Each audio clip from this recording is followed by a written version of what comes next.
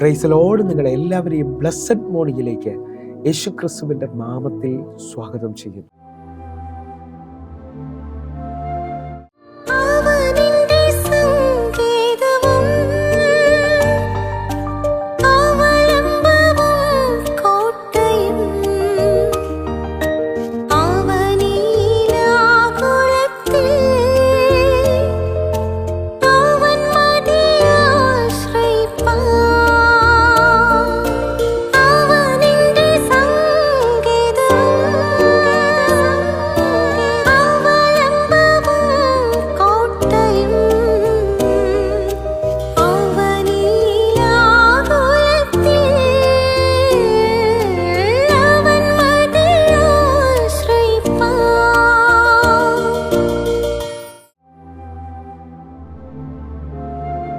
പ്രിയരെ, അനുഗ്രഹിക്കപ്പെട്ട ഒരു പ്രഭാതം കൂടെ നമ്മുടെ ജീവിതത്തിൽ അനുവദിച്ചതാണ്.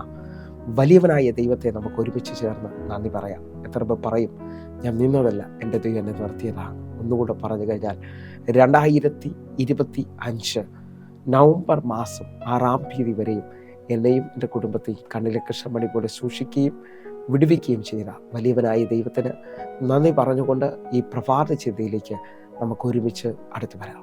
വിശ്വാസത്തിൽ വലിയ ദൈവപ്രവർത്തികൾ കണ്ടവർ. പ്രിയരെ, പ്രാരംഭവാക്യത്തിലേക്ക് വിശുദ്ധ മത്തായി എഴുതിയ സുവിശേഷം 8-ാം അധ്യായം അതിൻ്റെ 13-ാമത്തെ വാക്യം. പിന്നെ യേശു ശതാധിപനോട്, പോവുക, നീ വിശ്വസിച്ചതുപോലെ നിനക്ക് ഭവിക്കട്ടെ എന്ന് പറഞ്ഞു. ആ നാഴികയിൽ തന്നെ അവൻ്റെ ബാല്യക്കാരന് സൗഖ്യം വന്നു. പ്രിയരെ, ഈ പ്രഭാതത്തിൽ നാം ചിന്തിക്കുന്നത് വിശ്വാസത്തിൽ വലിയ അത്ഭുതങ്ങൾ കണ്ടവരെ കുറിച്ചാണ്. എന്നെ കേൾക്കുന്നവരെ, വിശ്വാസം കൂടാതെ ദൈവത്തെ പ്രസാദിപ്പിക്കാൻ കഴിയത്തില്ല എന്നുള്ളത് ഞാനും നിങ്ങളും തിരിച്ചറിയണം. എൻ്റെ നീതിമാൻ വിശ്വാസത്താൽ ജീവിക്കും. പൗലോസ് അപ്പോസ്തലൻ പറയാണ്, ഞങ്ങൾ കാഴ്ചയിലല്ല നടക്കുന്നത്, വിശ്വാസത്താൽ അത്രേ. എന്നെ കേൾക്കുന്നവരുണ്ടെങ്കിൽ ഈ പ്രഭാതത്തിൽ പൂർണ്ണമായി വിശ്വസിച്ചുകൊണ്ട് എനിക്ക് വേണ്ടി ദൈവം ചിലത് ചെയ്യാൻ പോകുന്നു എന്ന നമ്മുടെ വിശ്വാസം കൊണ്ട് നമ്മൾ പറയാൻ തുടങ്ങണം. നിങ്ങൾ ശ്രദ്ധിച്ചു നോക്കിയേ, ഞാൻ നിങ്ങൾ വായിച്ചു കേട്ട വാക്യം ശതാധിപനെ കുറിച്ചാണ്. ശതാധിപൻ 100 പേർക്ക് മുകളിൽ നിൽക്കുന്നവൻ. ഹല്ലേലൂയ. അവനും അധികാരത്തെക്കുറിച്ച് വലിയ അറിവുള്ളവൻ. അവൻ പറയുന്നു, എൻ്റെ ബാല്യക്കാരോട് ഞാൻ പറയുന്നത് അവർ പാലിക്കുകയാണ്, അല്ലെങ്കിൽ അവർ ചെയ്യുകയാണ്. ഞാൻ കണ്ടുമുട്ടിയ യേശു എല്ലാത്തിനകത്തും അധികാരമുള്ളവനാണെന്ന് തിരിച്ചറിയുകയാണ്. എന്നെ കേൾക്കുന്നവരെ, ഇതാ ശതാധിപൻ പറയുന്ന പദങ്ങൾ നിങ്ങൾ തിരിച്ചറിയണമെന്ന് ഓർപ്പിക്കുന്നു. 8-ാം അധ്യായം. അതിന് ശതാധിപൻ, കർത്താവേ, നീ എൻ്റെ പുരയ്ക്കകത്ത് വരുവാൻ ഞാൻ യോഗ്യനല്ല. ഒരു വാക്ക് മാത്രം കൽപ്പിച്ചാൽ എൻ്റെ ബാല്യക്കാരന് സൗഖ്യം വരും. ഇതാ ശതാധിപൻ വിശ്വാസത്താൽ അത്ഭുതത്തെ കാണുന്നത് എങ്ങനെയെന്ന് ചോദിച്ചാൽ, ശതാധിപൻ പറയാണ്, അങ്ങൻ്റെ പുരയ്ക്കകത്ത് വരാൻ ഞാൻ യോഗ്യനല്ല. ശതാധിപൻ്റെ പുര ചെറുതായത് കൊണ്ടല്ല, ശതാധിപൻ്റെ വിശ്വാസം വലുതായതുകൊണ്ടാണ്. യേശുവിൻ്റെ വാക്കുകൾക്ക് വലിയ അധികാരമുണ്ടെന്ന് ഇതാ ശതാധിപൻ വെളിപ്പെടുത്തുകയാണ്. എന്നെ കേൾക്കുന്നവരെ, ഈ പ്രഭാതത്തിൽ നിങ്ങൾ വിശ്വസിക്കാമെങ്കിൽ എൻ്റെ കർത്താവിൻ്റെ വചനത്തിന്, എൻ്റെ കർത്താവിൻ്റെ ശബ്ദത്തിന് വലിയ അധികാരമുണ്ട്. നിങ്ങളുടെ അവസ്ഥകൾക്ക്, ദൈവവചനത്തിന്, ദൈവശബ്ദത്തിന് മാറ്റം കൊണ്ടുവരാൻ കഴിയും. ശതാധിപനെ നോക്കി യേശു കർത്താവ് പറയാണ്, നാം വായിച്ചു കേട്ട വാക്യം, നിന്റെ വിശ്വാസം പോലെ നിനക്ക് ഭവിക്കട്ടെ. എന്നെ കേൾക്കുന്നവർ ഈ പ്രഭാതത്തിൽ ഒന്ന് ഉറച്ചു പറയണം, എൻ്റെ വിശ്വാസം പോലെ എനിക്ക് ഭവിക്കുവാൻ പോവുകയാണ്. ഹല്ലേലൂയ. ആരെങ്കിലും ഭയപ്പെടുന്നവരോ ഭാരപ്പെടുന്നവരോ ഉണ്ടെങ്കിൽ ഇന്ന് കർത്താവിനെ ആടി ഉറച്ച് വിശ്വസിക്കണം. നിന്റെ വിശ്വാസമാണ് നിനക്ക് വേണ്ടി വെളിപ്പെട്ട് വരാൻ പോകുന്നത്. 2-ാമത്തെ വ്യക്തിത്വം നാം നോക്കിയാൽ കനാന്യ സ്ത്രീയാണ്. മത്തായിയുടെ സുവിശേഷം 15-ാം അധ്യായം അതിൻ്റെ 28-ാമത്തെ വാക്യം. സ്ത്രീയെ, നിന്റെ വിശ്വാസം വലുത്, നിന്റെ ഇഷ്ടം പോലെ നിനക്ക് ഭവിക്കട്ടെ എന്നുത്തരം പറഞ്ഞു. ആ നാഴിക മുതൽ അവളുടെ മകൾക്ക് സൗഖ്യം വന്നു. ആദ്യ ശതാധിപൻ പറയുകയാണ്, നിന്റെ വിശ്വാസം പോലെ നിനക്ക് ഭവിക്കട്ടെ എന്ന് പറയുമ്പോൾ ഇതാ കനാന്യ സ്ത്രീയോട് പറയാണ്, സ്ത്രീയെ, നിന്റെ ഇഷ്ടം പോലെ നിനക്ക് ഭവിക്കട്ടെ. അവൾ ഏത് കാര്യത്തിനകത്താണോ ആഗ്രഹിച്ച്, അല്ലെങ്കിൽ അവളുടെ മകളുടെ വിടുതലിന് വേണ്ടിയാണ് അവൾ കർത്താവിൻ്റെ അടുക്കിലേക്ക് വരുന്നത്. മകൾ ഭൂതോപദ്രവത്താൽ ഭാരപ്പെടുകയായിരുന്നു. എന്നാൽ അവളുടെ ഇഷ്ടം സാധിപ്പിക്കുവാൻ അവളുടെ വിശ്വാസത്തിന് സാധിച്ചു. നിങ്ങൾ ഈ പ്രഭാതത്തിൽ എത്ര പേർ ആഗ്രഹിക്കുന്നുണ്ട്? എൻ്റെ കൂടെ ഒന്ന് ചേർന്ന് പറയാമോ, എൻ്റെ ഇഷ്ടങ്ങൾ ഇതാണ്. കർത്താവിൽ നിന്ന് പ്രാപിക്കാൻ കഴിയും. നിങ്ങളുടെ ഉയർന്ന തലത്തിലെ വിശ്വാസം വെളിപ്പെട്ടാൽ നിങ്ങളുടെ ഇഷ്ടങ്ങളെ ദൈവം ചെയ്തു തരും. നിന്റെ ആഗ്രഹങ്ങളെ സാധിപ്പിക്കുന്ന ഒരു ദൈവത്തെയാണ് ഈ പ്രഭാതത്തിൽ ഞാൻ നിങ്ങളുമായി പങ്കുവയ്ക്കുന്നത്. 3-ാമത്തെ വ്യക്തിത്വത്തിലേക്ക് നമ്മൾ വരികയാണ്. 3-ാമത്തെ വ്യക്തിത്വം മർക്കോസിന്റെ സുവിശേഷം 5-ാം അധ്യായം അതിൻ്റെ 34-ാമത്തെ വാക്യം. അവൻ അവളോട്, മകളെ, നിന്റെ വിശ്വാസം നിന്നെ രക്ഷിച്ചിരിക്കുന്നു. സമാധാനത്തോടെ പോയി ബാധ ഒഴിഞ്ഞ് സ്വസ്ഥമായിരിക്കുക എന്ന് പറഞ്ഞു. ഇവിടെ ഈ വാക്യം ശ്രദ്ധിക്കുമ്പോൾ ഒരു വലിയ ആഴം കാണാൻ കഴിയുന്നു. 12 വർഷമായി രക്തസ്രാവമുള്ളവൾ കർത്താവിൻ്റെ തൊങ്ങൽ തൊട്ടുകൊണ്ട് സൗഖ്യം പ്രാപിക്കുകയാണ്. അവൾ എന്താണോ പറഞ്ഞത് അവളുടെ ജീവിതത്തിനകത്ത് അത് സംഭവിക്കുകയാണ്. അവളുടെ സാഹചര്യത്തിനകത്ത് എല്ലാം അവസാനിച്ചു. വൈദ്യന്മാരെല്ലാം അവളെ കൈവിട്ടെങ്കിലും അവൾ വാക്കുകൾ കൊണ്ട് പറഞ്ഞു, ഞാൻ യേശുവിനെ തൊട്ടാൽ ഞാൻ രക്ഷ പ്രാപിക്കും. അവൾ ആ വസ്ത്രത്തിൻ്റെ തൊങ്ങൽ തൊട്ടു. ആ തൊട്ട മാത്രയിൽ യേശുവിൽ നിന്ന് ശക്തി പുറപ്പെട്ടതായി കാണുന്നു. യേശു അവളോട് പറയുന്ന പദമാണ്, മകളെ, നിന്റെ വിശ്വാസം നിന്നെ രക്ഷിച്ചിരിക്കുന്നു, ബാധ ഒഴിഞ്ഞ് സ്വസ്ഥമായിരിക്കുക. എന്നെ കേൾക്കുന്നവരെ, വിശ്വാസം രക്ഷിക്കുന്നതാണ്. വിശ്വാസം ഈ പ്രഭാതം മുതൽ പറയാൻ തുടങ്ങിയാൽ നിങ്ങളുടെ ജീവിതത്തിനകത്ത് ഇതുവരെയും കാണാത്ത ഡോറുകൾ ഓപ്പൺ ആകാൻ തുടങ്ങും. വിശ്വസിക്കാൻ പറ്റുമെങ്കിൽ നിങ്ങളുടെ വിശ്വാസം നിങ്ങളെ തളർത്താൻ പോവുകയല്ല, നിങ്ങളുടെ വിശ്വാസം നിങ്ങളെ രക്ഷിക്കുവാൻ പോവുകയാണ്. എൻ്റെ കൂടെ ചേർന്നുകൊണ്ട് കർത്താവിൽ ആഴമായി വിശ്വസിക്കുന്നവർ പറഞ്ഞാട്ടെ. 1, വിശ്വാസം നമ്മുടെ ജീവിതത്തിൽ ഭവിക്കും. 2, ഇഷ്ടം വെളിപ്പെട്ടു വരും. 3, എന്നെ കേൾക്കുന്നവരെ, ഇതാ വിശ്വാസം നിന്നെ രക്ഷിക്കാൻ പോവുകയാണ്. 4-മത്തത് ഈ 36-ാമത്തെ വാക്യത്തിൽ യേശു കർത്താവ് യായിറോസിനോട് കൂടെ പറയുന്നതാണ്. യായിറോസ് ഹല്ലേലൂയ തൻ്റെ പാരമ്പര്യം നോക്കാതെ, തൻ്റെ സാഹചര്യം നോക്കാതെ, തൻ്റെ പ്രമാണിത്വം നോക്കാതെ, പട്ടണത്തെ നോക്കാതെ യേശുവിൻ്റെ കാൽക്കൽ വന്ന് വീഴുകയാണ്. കാൽക്കൽ വന്ന് താൻ അപേക്ഷിച്ച വിഷയത്തിനകത്ത് അപേക്ഷയിൽ ഉപേക്ഷിക്കാത്തവൻ തൻ്റെ കൂടെ പറയുന്ന പദം ശ്രദ്ധിക്കണമേ.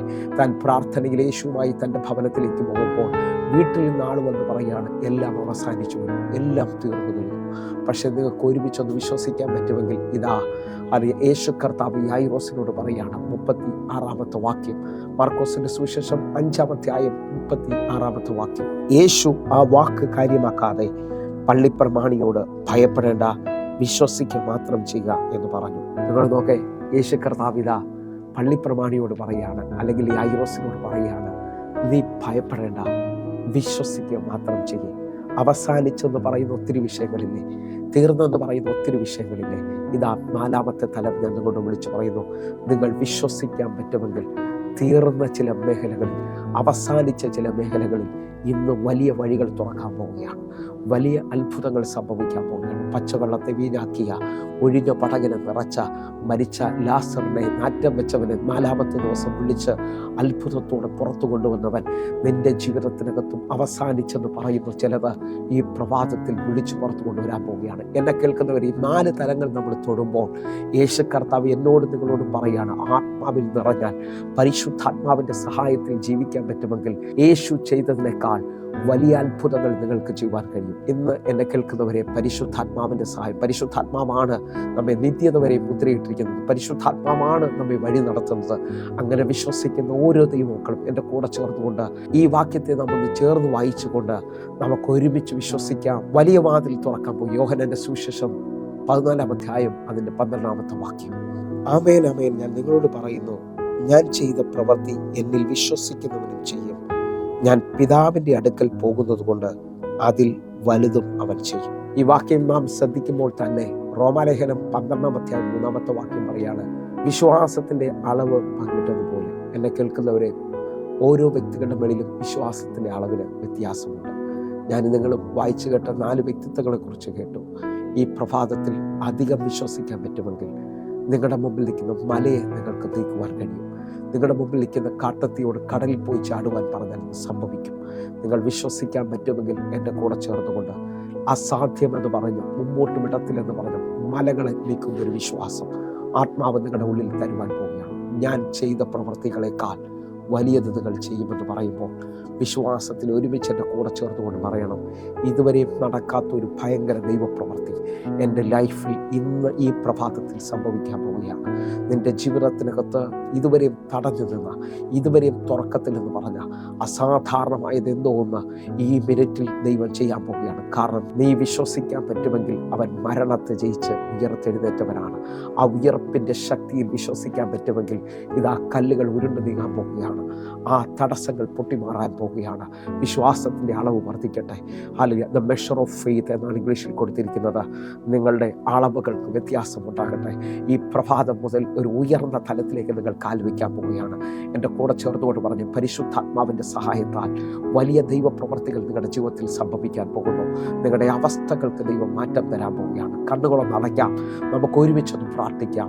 ഞങ്ങളെ സ്നേഹിക്കുന്ന ഞങ്ങളുടെ നല്ല കർത്താവേ, പൂർണ്ണ ഹൃദയത്തോടെ എന്നെ കാണുന്ന എന്നെ കേൾക്കുന്നവർക്ക് വേണ്ടി പ്രാർത്ഥിക്കുന്നു. ഈ പ്രഭാതം മുതൽ ഇവർ വിശ്വാസത്തിൻ്റെ അളവ് വലിയ ഉയർന്ന തലത്തിലേക്ക് വരട്ടെ. കർത്താവേ, ഇവർ കാണാത്ത കാര്യത്തിൻ്റെ നിശ്ചയത്തിലേക്ക്, ഇവർ ദൈവത്തിൻ്റെ മഹത്വം കണ്ടവരായി തീരുവാൻ, ഇവർ ചരിത്രത്തെ തിരിച്ചവരായി തീരട്ടെ. യേശുവിൻ്റെ നാമത്തിൽ ഞാൻ ഇവർക്ക് വേണ്ടി പ്രാർത്ഥിക്കുന്നു. വലിയ അത്ഭുതങ്ങൾ സംഭവിക്കട്ടെ. ദൈവപ്രവൃത്തി വെളിപ്പെട്ടതിനായി നന്ദി. ആമേൻ, ആമേൻ, ആമേൻ. പ്രിയരെ, ഈ പ്രഭാത സന്ദേശം നിങ്ങൾക്ക് അനുഗ്രഹമാകുന്നുവെങ്കിൽ നമ്മുടെ യൂട്യൂബ് ചാനൽ സബ്സ്ക്രൈബ് ചെയ്യുകയും ഫേസ്ബുക്കിലേക്ക് നിങ്ങൾ ജോയിൻ ചെയ്യുകയും ചെയ്യണമെന്ന് ഓർപ്പിക്കുന്നു. അതേപോലെ എല്ലാ ദിവസവും വൈകിട്ട് ഇന്ത്യൻ സമയം 6 മണിക്ക് നമുക്ക് സൂമിൽ ആരാധന നടക്കുന്നു. നിങ്ങളെ ഞാൻ ക്ഷണിക്കുകയാണ്, നിങ്ങൾ കടന്നു വരണം. ഹല്ലേലൂയ. എങ്കിൽ അടുത്ത ദിവസം കാണും വരെ വലിയവനായ ദൈവം നിങ്ങളെ സഹായിക്കുമാറാകട്ടെ. God bless you. ആമേൻ.